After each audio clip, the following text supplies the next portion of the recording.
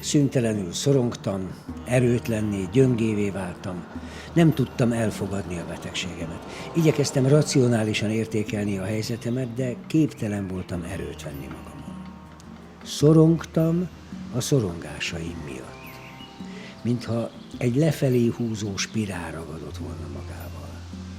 Feleségem próbált ugyan kapaszkodót nyújtani, nem növelte a bajt szemrehányásokkal, nem mondta, hogy ne hisztiz már, ehelyett elkísért az orvoshoz, elalvásnál fogta a kezem, mellettem olvasott, amíg álomba merültem. A gyerekeim visszahúzódtak, arcukon riadtságot és tehetetlenséget láttam. Nem vettem fel a telefont, nem nyitottam ajtót, kerültem minden döntéshelyzetet. Lassan a lakásból sem mertem kimozdulni. Nem ismertem önmagamra. A családorvos aktivitásra, mozgásra, kikapcsolódásra bíztatott, csupa olyan dologra, amire képtelen voltam. Ekkor kerestem fel egy pszichiátert, aki hamar átlátta a helyzetet. Gyógyszert írt fel, amit nehezen fogadtam el, magam erejéből szerettem volna meggyógyulni. Egy hasonlata azonban meggyőzött. Beleegyeznék-e, ha a törött lábamat begipszelnék? Mert erről van szó. Az idegrendszerem törött el. Nagyon jól felismerhető a depresszió. Első alkalommal nem könnyen. Az ember nem ismeri fel magán, mert nem magamat érzem megváltozottnak, hanem a világot magam körül. De a hozzátartozók, a barátok, a családtagok felismerik, hogy valami nem úgy van, mint eddig. Valami nagyon megváltozott.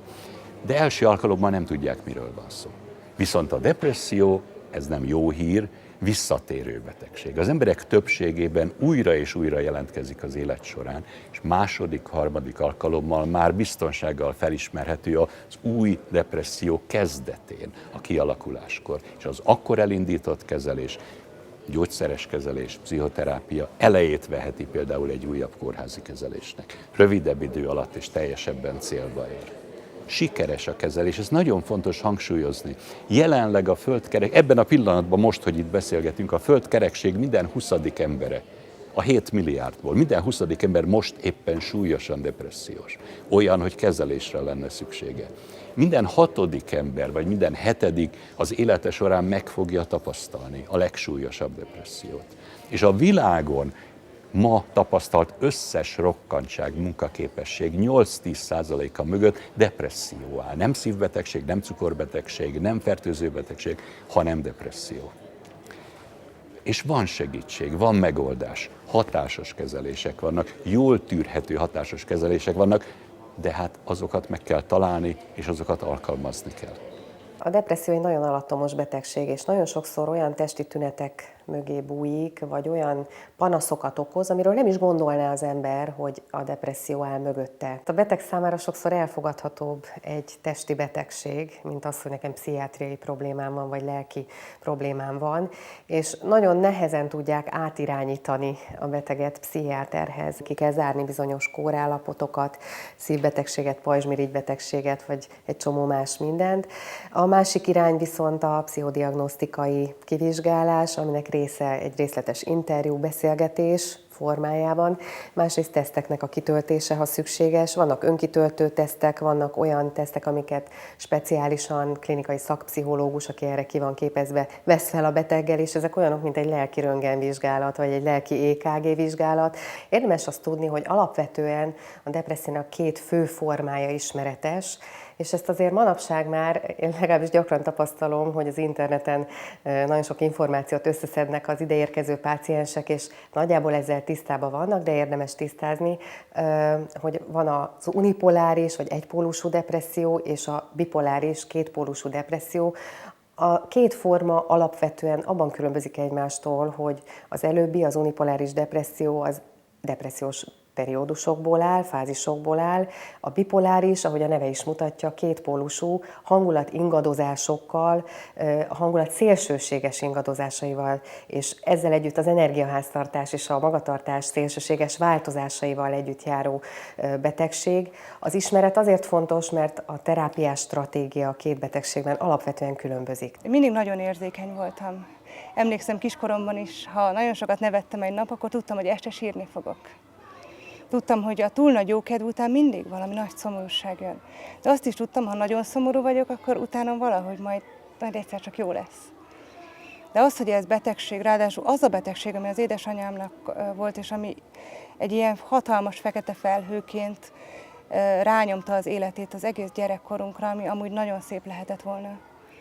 Hogy ehhez nekem bármi közöm van, én ezt nagyon sokáig tagadtam.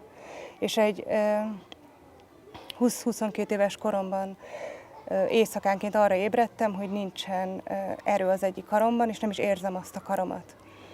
És úgy kellett megfogni, és addig csinálni vele valamit, hogy élet legyen benne. És akkor elmentem a neurológiára, mert azt gondoltam, hogy biztos az agyammal van valami baj. Hát kiderült, hogy tényleg az agyammal van valami baj, csak nem úgy, ahogy reméltem. Mert az orvos mondta, hogy semmi fizikai olyan problémát nem lát, ami ezt indokolná, hanem rákérdezett, meg nagymámat is kezelte, ismerte a családi múltat, hogy hát ha édesanyám mániás depressziós volt, akkor nézzük csak meg, hogy nekem nincsenek ilyen tüneteim. És akkor elkezdett kérdezgetni, én kelletlenül mondtam, hogy de hát ezt is szoktam érezni, meg azt is, de hagyjon engem békén. És én tudom élni az életemet, és én be nem fog belehalni. De aztán egyre súlyosbodott ez az érzés, és eljutottam oda, hogy aludni például nagyon-nagyon nem tudtam. Szinte lehetetlen volt. Éjszakákon keresztül néztem a falat, és próbáltam azt, hogy végre reggel legyen. Nagyon sokat szorongtam, olyannyira, hogy szorongású depresszióval kezdtek kezelni. Hiába mondtam, hogy édesanyám mániás volt. 8 éven keresztül szorongású depresszióval kezeltek, mert azt gondolták szerintem, hogy ami bennem mánia, hogy én ilyen vagyok. Mert az természetem valóban ilyen.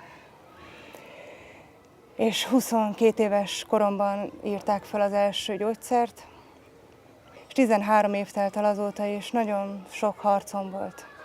Nagyon sok harcom volt összeegyeztetni a hitemet és a betegségemet. Nagyon sok harc volt abban, hogy sokan mondták, hogy imádkozzak többet, és szedjem össze magamat, és akkor majd mennyire jó lesz. És én többet imádkoztam, és minden erőmmel összeszedtem magamat, és egyre rosszabb lett. És azt hiszem a 38. Zsoltár egy olyan Zsoltár, ami olyan, mint egy depressziós ember írta volna. Leírja, hogy olyan vagyok, mint aki halott. És hogy azt éltem meg, hogy olyan ez a betegség, mint hogyha halott lennék. Hogy semmi motivációm nincsen, megfognám éhes vagyok, de én nem is nagyon érzem ezt az éhséget. És akkor megkenném a kenyeret, de elmegy közben a motiváció, és abba hagyom. És van, hogy akkor megy el a motiváció, amikor a számhoz venném a falatot, vagy akkor megy el a motiváció, amikor le kellene nyelni. Egyszerre nincs motiváció. Az ember ilyenkor képes nem enni, nem inni, és nem tenni semmit, mert nincsen miért.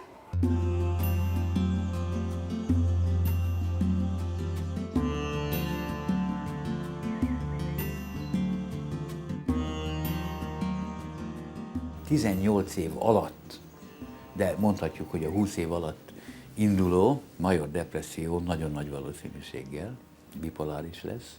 A 18 év alatt indul, onnan még nagyobb az esély. Aztán a következő ilyen a rendkívül nagy gátoltság, a rendkívül gátolt depresszió. Az nagyon-nagyon gyanús bipoláris depresszióra.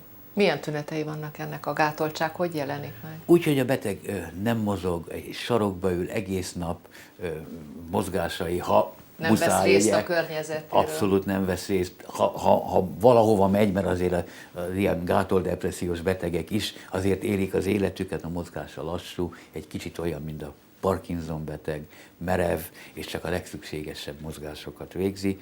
Ez a nagy gátoltság, ez a depressziós betegek egy alcsoportjára jellemző, ezek bipoláris csoportba tartoznak. A következő ilyen jel a szülés utáni depresszió. Ha a szülés után alakul ki a depresszió, ami azért elég gyakori, az esetek döntő többségében bipoláris depresszióról van szó. Aztán a következő ilyen, hogyha az alapszemélyiség, a depressziót megelőző alapszemélyiség ciklotim, hangulatlabél, ezt a pszichiáterek nagyon jól tudják, ciklotim, vagy hipertim, állandóan vidám. Mindenkihez van egy jó vagy rossz szava, fáradékonyságról szó sincs, ugye energikus, mozgékony, erre mondjuk azt laikusok, hogy fárasztó ember. Igen, pontosan, a hipertim emberek bizony fárasztóak tudnak lenni. Ha a hipertím embernél alakul ki egy depresszió, az is bipoláris depressziót jelent, mert a hipertímia jelzi az ellenkező pólust, akárcsak a ciklotímia is. Mind az unipoláris, mind a bipoláris depresszión belül megkülönböztethetünk enyhe, közepes és súlyos, vagy akár pszichotikus szintű, nagyon súlyos állapotokat. Ez akár egy fázison belül is változhat, de változhat a depressziók kezelése nélkül az életkorral, hogyha valaki kezelés nélkül marad, akkor egyre súlyosabb depressziók fognak elkövetkezni az életében.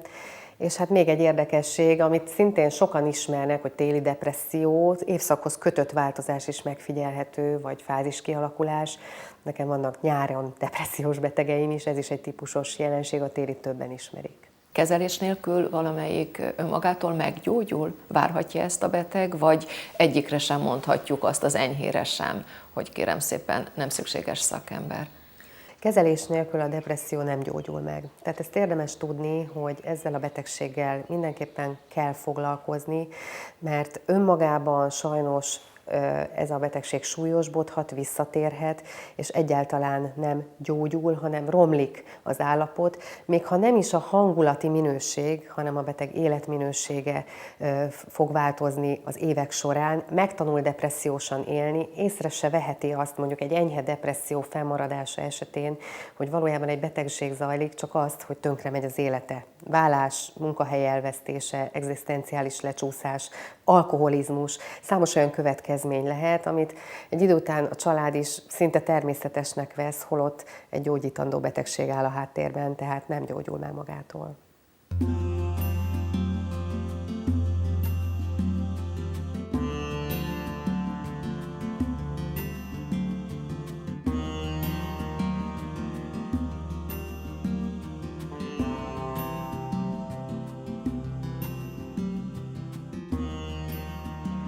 A természet ritmusa visszaköszön az emberi életben is.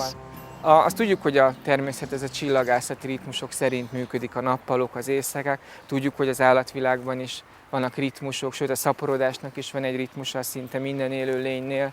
Mi emberek hajlamosak voltunk arra, hogy ezt elfelejtsük, hogy van egy ilyen ritmus, de ma már tudjuk, hogy ez a ritmus az emberekben is nagyon fontos.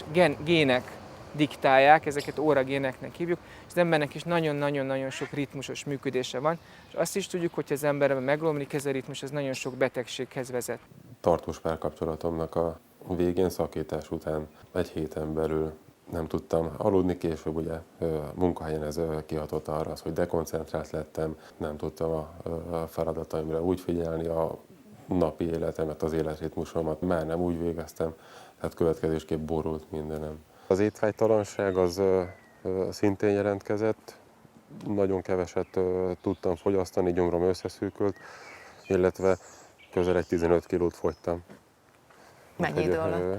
Egy 2-3 hét alatt. Ha valakinek alvászavara van több mint egy hónapig, akkor érdemes megnézni, hogy nem depressziós, mert tényleg nagyon gyakori depresszióban az alvászavar. De nem minden depressziósnak van alvászavar, ez nagyon fontos.